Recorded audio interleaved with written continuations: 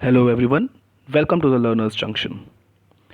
This video is part of the daily news through quiz session series in which we discuss daily news through question and answer format which are relevant for various government competitive examinations like UPSC, state examinations, SSC, bank examinations, etc.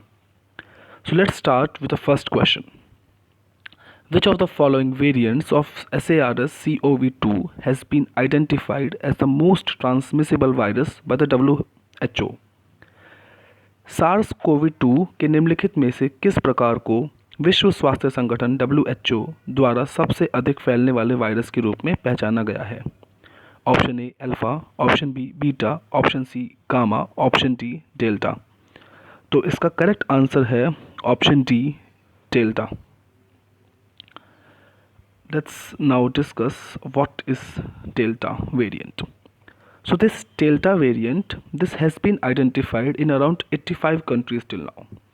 WHO के director general Tedros Ghebreyesus ने ये warning दी है that this Delta virus, this is the most transmissible of all the variants, मतलब कि ये सबसे ज़्यादा फैलने की क्षमता रखता है और ये डेल्टा वेरिएंट सबसे पहले इंडिया में आइडेंटिफाई हुआ था.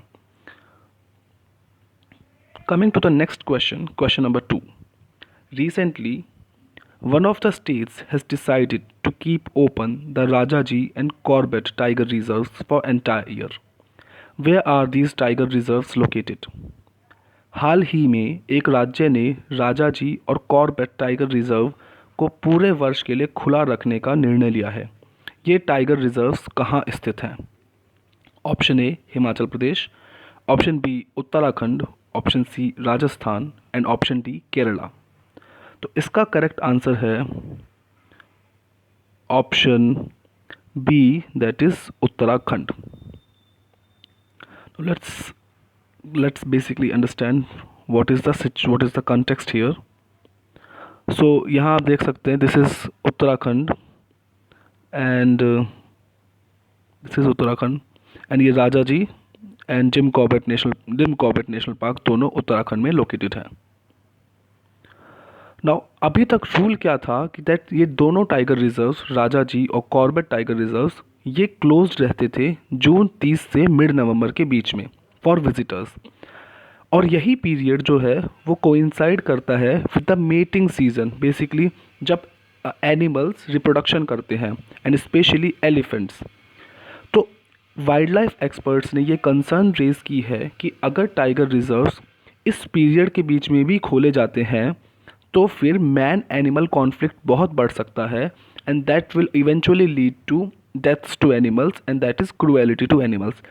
That is why this news is relevant. Coming to the third question, question number 3. Gupkar declaration is related to. Gupkar घोषणा संबंधित है. Option A ending insurgency and violence in Mizoram, Mizoram में उग्रवाद और हिंसा को समाप्त करने के लिए. Option B ending border conflicts between China and India, चीन और भारत के बीच सीमा संघर्ष समाप्त करने के लिए. Option C abrogation of article 370, अनुच्छेद 370 का निरसन के बारे में. Option D none of the above, उपरोक्त में से कोई नहीं. तो इसका आंसर है option C abrogation of article 370.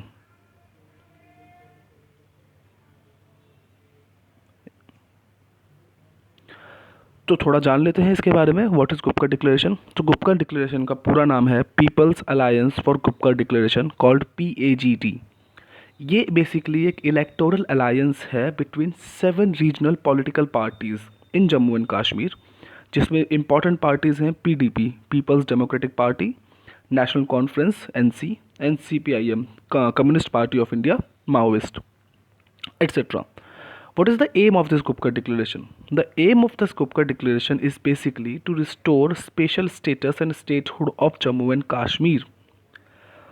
Recently, PM Narendra Modi ने एक मीटिंग की थी अपने रेजिडेंस पे, जहाँ पे ये पूरा गुपकर अलायंस की जितनी भी पॉलिटिकल पार्टीज़ हैं उन सबको बुलाया गया था and basically it was to discuss the way ahead for the progress of Jammu and Kashmir. And this has also been very much in the news recently.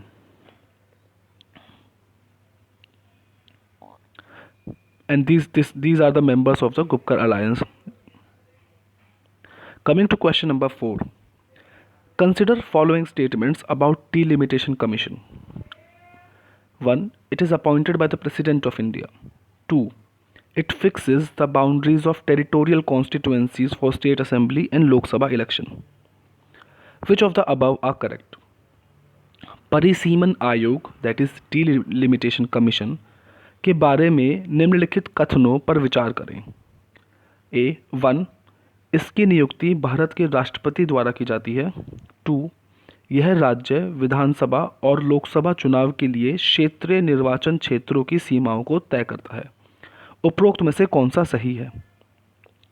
Option A only 1 केवल 1, ऑप्शन बी ओनली 2 केवल 2, option C both 1 and 2 दोनों 1 और 2, option D neither 1 not 2 दोनों में से कोई नहीं. तो इसका आंसर है C both 1 and 2. Now let's basically understand what it's saying and what it's asking. So what is Delimitation Commission? Delimitation Commission president द्वारा अपॉइंट किया जाता है after the Parliament enacts the Delimitation Act under the Article 82 of the Constitution of India. Delimitation Commission जो है वो election commission of India के साथ काम करता है. And what does it do? So the aim of Delimitation Commission is to fix or redraw the boundaries of territorial constituencies based on the population size of such constituency. The composition of Delimitation Commission is the retired Supreme Court judge, Chief Election Commissioner, and respective state election commissioners of that particular state in which this Delimitation Commission is working. And ये news में क्यों था? क्योंकि union government ने हाल फिलहाल में delimitation exercise start किए अपने union territory of Jammu and Kashmir के लिए.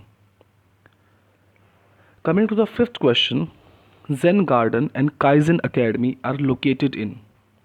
ज़ेन गार्डन और काइजन अकेडमी कहाँ स्थित है? Option A Ahmedabad, option B Jaipur, option C New Delhi, option D Srinagar. तो इसका आंसर है ऑप्शन ए अहमदाबाद. इसके बारे में जान लेते हैं थोड़ा. तो ये पोस्टर आप देख सकते हैं, ये PIB की वेबसाइट पे अपलोडेड था.